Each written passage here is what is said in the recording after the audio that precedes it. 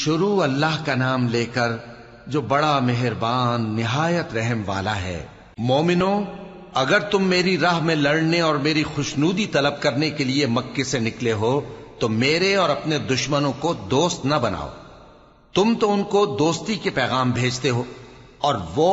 دین حق سے جو تمہارے پاس آیا ہے منکر ہیں، اور اس وجہ سے کہ تم اپنے پروردگار یعنی اللہ تعالیٰ پر ایمان لائے ہو، پیغمبر صلی اللہ علیہ وآلہ وسلم کو اور تم کو جلا وطن کرتے ہیں۔ تم ان کی طرف پوشیدہ پوشیدہ دوستی کے پیغام بھیجتے ہو، اور جو کچھ تم مخفی طور پر اور جو علل اعلان کرتے ہو وہ مجھے معلوم ہے، اور جو کوئی تم میں سے ایسا کرے گا وہ سیدھے رستے سے بھٹک گیا۔ اگر یہ کافر تم پر قدرت پالیں تو تمہارے دشمن ہو جائیں، اور ایذا کے لیے تم پر ہاتھ بھی چلائیں اور زبانیں بھی، اور یہ چاہتے ہیں کہ تم کسی طرح کافر ہو جاؤ۔ قیامت کے دن نہ تمہارے رشتے ناتے کام آئیں گے اور نہ اولاد۔ اس روز وہی تم میں فیصلہ کرے گا، اور جو کچھ تم کرتے ہو اللہ اس کو دیکھتا ہے۔ مسلمانوں، تمہیں ابراہیم اور ان کے رفقا کی نیک سیرت کو اپنانا ضروری ہے۔ جب انہوں نے اپنی قوم کے لوگوں سے کہا کہ ہم تم سے اور ان بتوں سے جن کو تم اللہ کے سوا پوجتے ہو بے تعلق ہیں، ہم تمہارے معبودوں کے کبھی قائل نہیں ہو سکتے، اور جب تک تم ایک اللہ پر ایمان نہ لاؤ ہم میں تم میں ہمیشہ کھلم کھلا عداوت اور دشمنی رہے گی۔ ہاں، ابراہیم نے اپنے باپ سے یہ ضرور کہا تھا کہ میں آپ کے لیے مغفرت مانگوں گا، اور میں اللہ کے سامنے آپ کے بارے میں کسی چیز کا کچھ اختیار نہیں رکھتا۔ اے ہمارے پروردگار،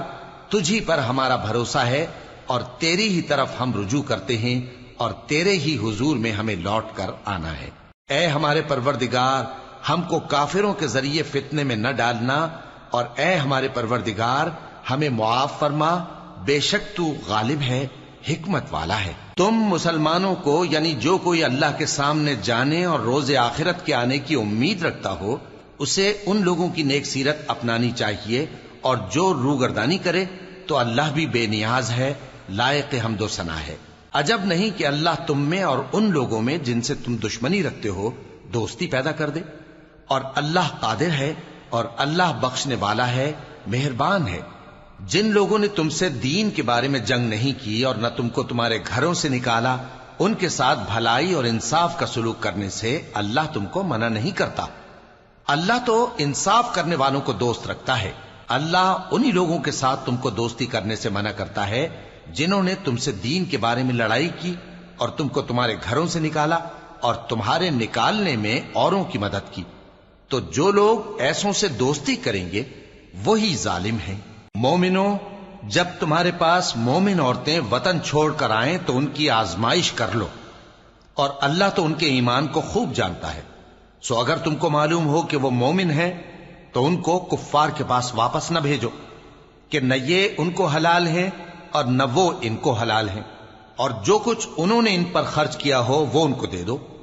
اور تم پر کچھ گناہ نہیں کہ ان عورتوں کو مہر دے کر ان سے نکاح کر لو، اور کافر عورتوں کے ساتھ تعلقات نکاح باقی نہ رکھو، یعنی انہیں کفار کو واپس دے دو، اور جو کچھ تم نے ان پر خرچ کیا ہو تم ان سے طلب کر لو، اور جو کچھ انہوں نے اپنی عورتوں پر خرچ کیا ہو وہ تم سے طلب کر لیں۔ یہ اللہ کا حکم ہے جو تم میں فیصلہ کیے دیتا ہے، اور اللہ جاننے والا ہے، حکمت والا ہے۔ اور اگر تمہاری بیویوں میں سے کوئی تمہارے ہاتھ سے نکل کر کافروں کے پاس چلی جائے اور اس کا مہر وصول نہ ہوا ہو،